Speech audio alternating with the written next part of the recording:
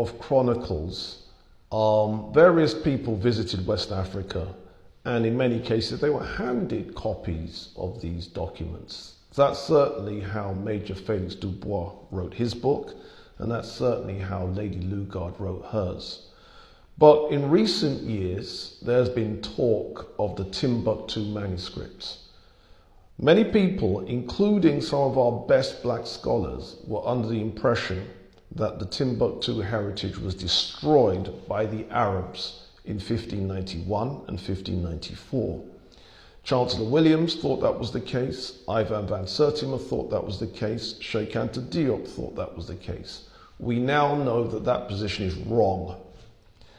700,000 manuscripts have survived in Timbuktu, and there are scholars who put the figure as high as 5 million.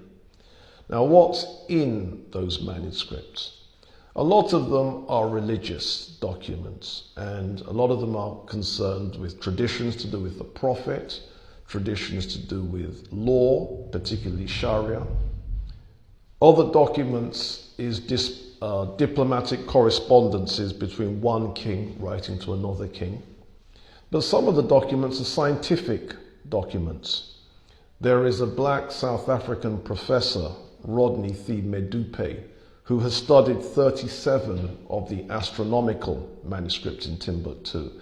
And he wrote a documentary called The Ancient Astronomers of Timbuktu, based on those 37 documents.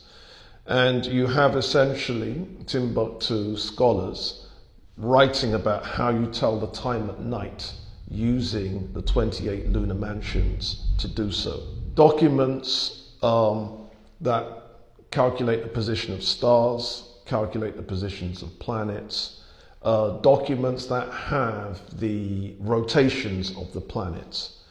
And controversially, documents that show that at least some Timbuktu scholars were aware that the sun was the center of the solar system and the planets orbited the sun.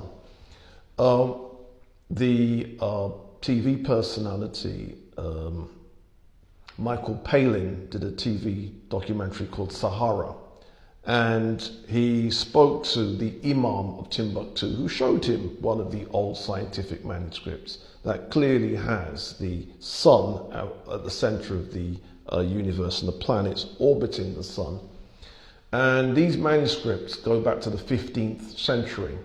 And Michael Palin suggested this shows that the mathematicians of Timbuktu knew more than the counterparts in Europe and beat the Europeans to it, your Galileo and Copernicus and so on, by 150 to 200 years.